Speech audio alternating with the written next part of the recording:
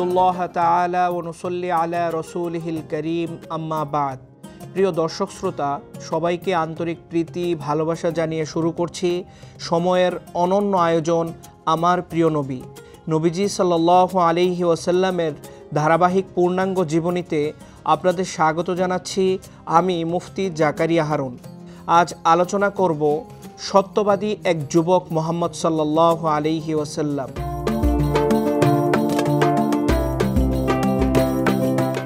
নবীজি সাল্লাল্লাহু আলাইহি ওয়াসাল্লামের জীবনের প্রতিটি পর্যায় মানবতার জন্য আলোকবর্তিকা। জন্ম থেকে শিশুকাল, বালক থেকে যুবক, জীবনের যে কোনো মঞ্জিলে তিনি হলেন সর্বোত্তম আদর্শ। শুধু নবুয়তি জীবনেই নয়, নবুয়ত পূর্ব জীবনেও তিনি মহান আদর্শের যে দৃষ্টান্ত স্থাপন করেছেন তা পৃথিবীর মানুষের জন্য আলোর উৎস হয়ে আছে।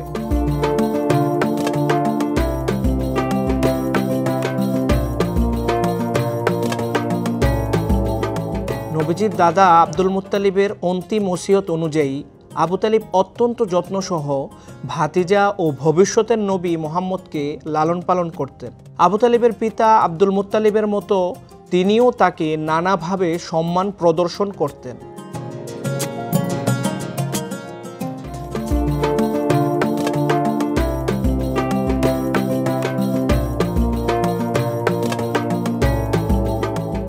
নবীজির বয়স যখন 12 বছর 2 মাস 10 দিন, তিনি ব্যবসা উপলক্ষে চাচা আবু তালিবের সঙ্গে শাম দেশে যান এবং সফরের এক পর্যায়ে বসরায় গিয়ে উপস্থিত হন। বসরা ছিল শাম দেশের অন্তর্ভুক্ত একটি স্থানের নাম। সে সময় তা আরব উপদ্বীপের রোমীয়দের আয়ত্তে ছিল। সেই শহরে জার্জিস নামক এক খ্রিস্টান যাজক বাস করতেন। তার উপাধি ছিল বাহিরা এবং এ নামেই তিনি পরিচিত ছিলেন। মক্কার ব্যবসায়ী দল যখন বসরায় শিবির স্থাপন করেন, তখন রাহেব গির্জা থেকে বেরিয়ে তাদের কাছে আগমন করেন এবং আপ্যায়ন করেন। অথচ এর আগে কখনো তিনি এভাবে গির্জা থেকে বেরিয়ে কোনো বাণিজ্য কাফেলার সঙ্গে সাক্ষাৎ করেননি।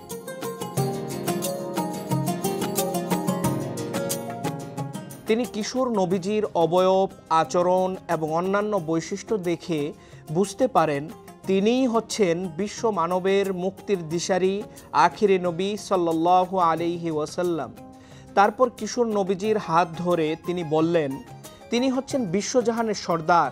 আল্লাহ তাকে বিশ্বজাহানের রহমত হিসেবে রসুল মনোনীত করবেন।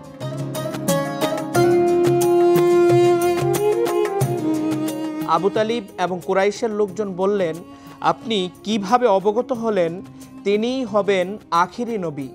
বাহিরা বললেন, গিরিপথের ওই প্রান্ত থেকে আপনাদের আগমন যখন ধীরে ধীরে দৃষ্টিগোচর হচ্ছিল, আমি দেখলাম যে সেখানে এমন কোনো বৃক্ষ কিংবা পাথর ছিল না যা তাকে সিজদা করেনি।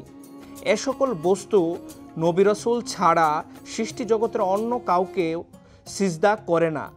আর মোহরে নবুয়ত দেখেও আমি তাকে চিনতে পেরেছি। মোহরে নবুয়ত হলো রাসূলুল্লাহ সাল্লাল্লাহু আলাইহি ওয়াসাল্লামের দু কাঁধের মাঝামাঝি স্থানে অবস্থিত একটি মাংসের টুকরা, যা দেখতে কবুতরের ডিমের মতো। আমাদের ধর্মগ্রন্থ বাইবেল সূত্রে আমরা এ সব কিছু অবগত হয়েছি।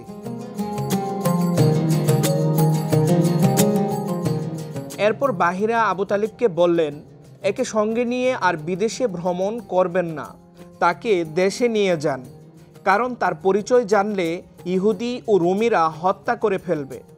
একথা জানার পর আবু তালিব তাকে কয়েকজন গুলামের সঙ্গে মক্কায় ফেরত পাঠানোর ব্যবস্থা করেন।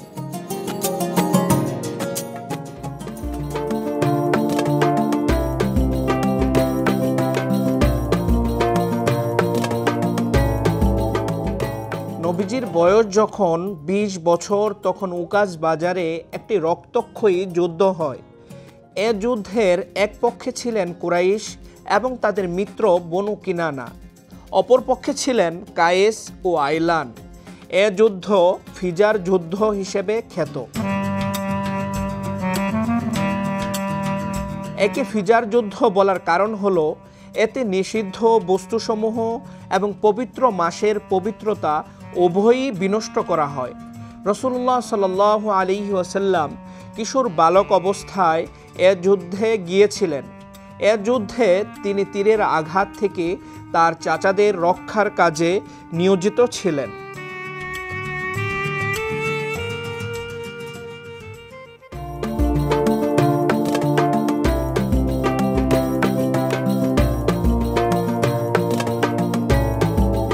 ফিজার যুদ্ধের ভয়ঙ্কর অবস্থা চিন্তাশীল আরববাসীকে দারুণভাবে বিচলিত করে তোলে।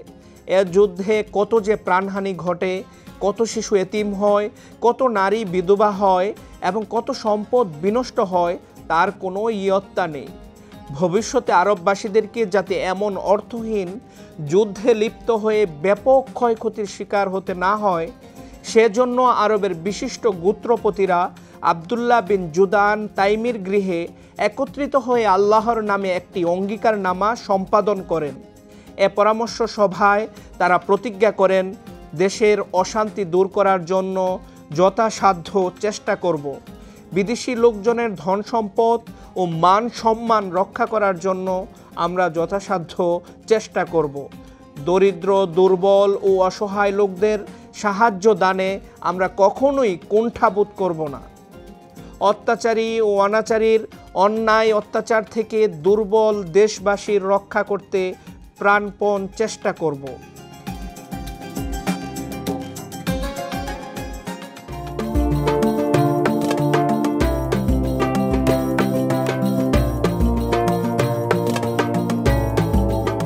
নবীজি বনু সাদ গোত্রে দুধমার গৃহে থাকা অবস্থায় অন্যান্য বালকদের সঙ্গে ছাগল চড়ানোর উদ্দেশ্যে মাঠে যেতেন।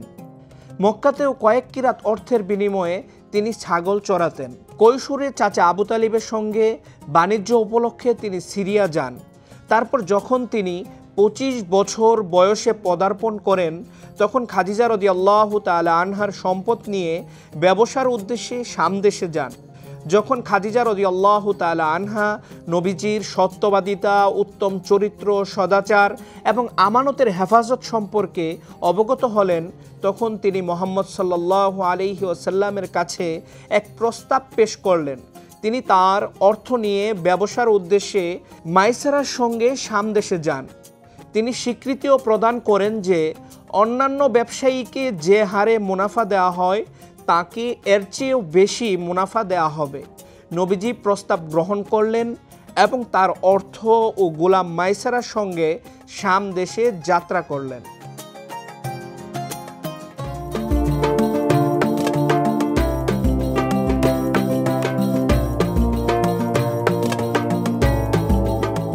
সিরিয়া থেকে নবীজির প্রত্যাবর্তনের পর ব্যবসা বাণিজ্যের খতিয়ান করা হলো।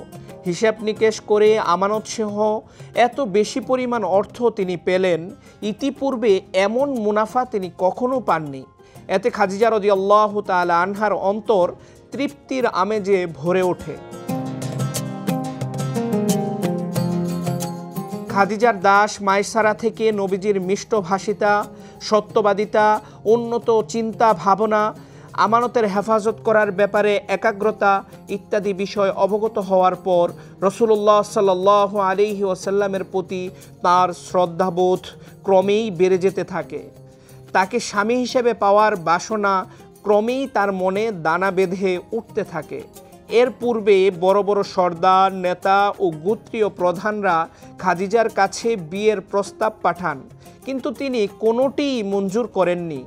অথচ মুহাম্মদ সাল্লাল্লাহু আলাইহি ওয়াসাল্লামকে স্বামীরূপে পাওয়ার জন্য তিনি যার পর নাই বেকুল হয়ে ওঠেন। তিনি তার এই বেকুলতার কথা তার বান্ধবী নাফিসা বিনতে মুনাব্বিহির কাছে বলেন এবং বিষয়টি নিয়ে মুহাম্মদ সাল্লাল্লাহু আলাইহি ওয়াসাল্লামের সঙ্গে আলোচনা করার জন্য অনুরোধ করেন। নাফিসা খাদিজা রাদিয়াল্লাহু তাআলা আনহার প্রস্তাব নিয়ে নবীজির সঙ্গে আলোচনা করলেন। নবীজি সাল্লাল্লাহু আলাইহি ওয়াসাল্লাম এ প্রস্তাবে সম্মতি জ্ঞাপন করে বিষয়টি চাচা আবু তালিবের সঙ্গে আলোচনা করলেন। আবু তালিব এ ব্যাপারে খাদিজা রাদিয়াল্লাহু তাআলা আনহার চাচার সঙ্গে আলোচনার পর বিয়ের প্রস্তাব পেশ করেন এবং এক শুভক্ষণে বিয়ে সম্পন্ন হয়। বিয়ের অনুষ্ঠানে বনু হাশিম ও মুজার গোত্রের প্রধান ব্যক্তিবর্গ উপস্থিত থেকে অনুষ্ঠানের সৌন্দর্য বৃদ্ধি করেন।